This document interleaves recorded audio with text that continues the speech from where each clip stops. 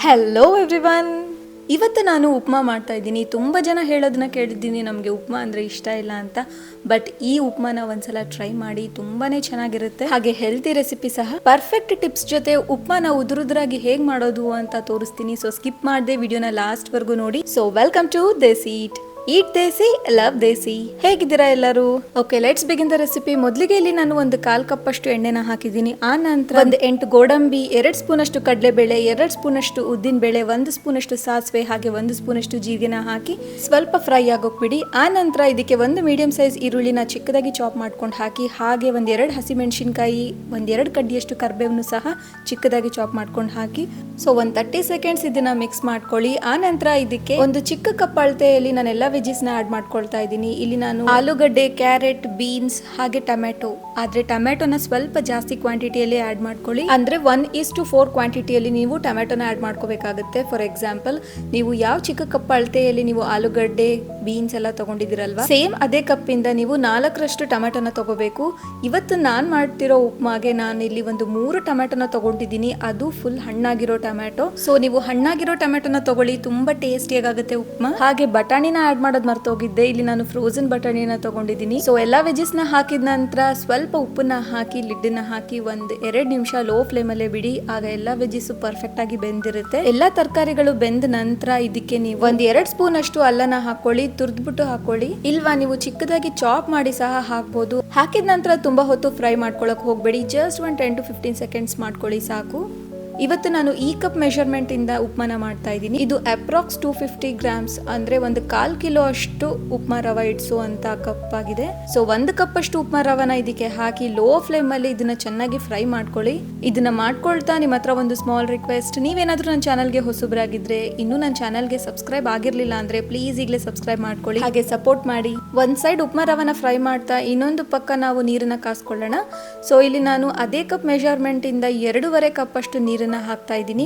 So this is the perfect measurement. 1 cup ಅಷ್ಟು ಉಪ್ಮಾ ರವಾಗೆ ನೀವು 2.5 cup ಅಷ್ಟು ನೀರನ್ನ ಆಡ್ ಮಾಡ್ಕೊಳ್ಳಿ. ಸೊ ನೀರಿನ ಕುದಿ ಬರೋ ಅಷ್ಟರಲ್ಲಿ ಈ ಉಪ್ಮಾ ರವ ಸಹ ಫ್ರೈ ಆಗ್ಬಿಟ್ಟಿರುತ್ತೆ. ಆದ್ರೆ ಉಪ್ಮಾ ರವನ ನೀವು ಲೋ ಫ್ಲೇಮ್ ಅಲ್ಲೇ ಫ್ರೈ ಮಾಡ್ಕೋಬೇಕು. ಎಸ್ ನೋಡಿ, ಪರ್ಫೆಕ್ಟ್ ಆಗಿದೆ ನೋಡಿ, ಈ ತರ ಉದುರುದ್ರಾಗ ಆಗ್ಬೇಕು.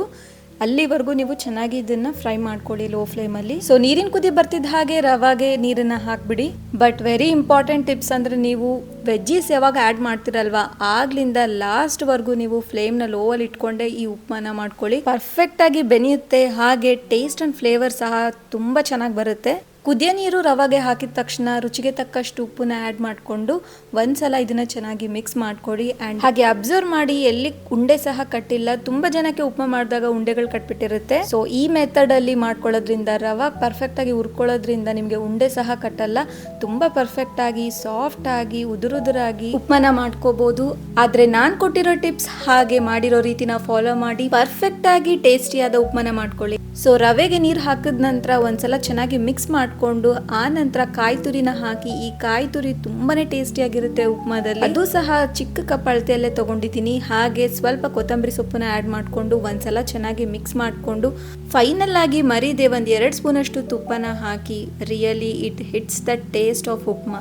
ಓಕೆ, ಈಗ ಲಿಡ್ನ ಹಾಕಿ 1 ನಿಮಿಷ ಲೋ ಫ್ಲೇಮ್ ಅಲ್ಲೇ ಬಿಡಿ. 1 ನಿಮಿಷ ಆಗ್ತಿದ್ದ ಹಾಗೆ ಸ್ಟವ್ ನ ಆಫ್ ಮಾಡಿ. This is the very important tips.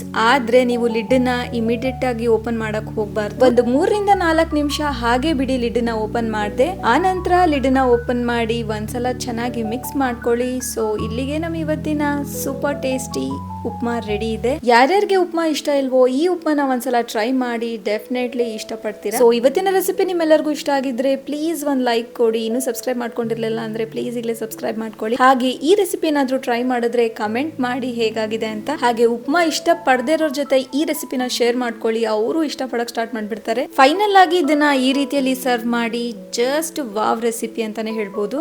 ಹಾಗೆ ಟ್ರಸ್ಟ್ ಮೀ, ಫ್ಲೇವರ್ ಸಹ ಸಖತ್ತಾಗೆ ಬರ್ತಾ ಇದೆ. Okay then, stay tuned. Let's meet in the next video. Bye.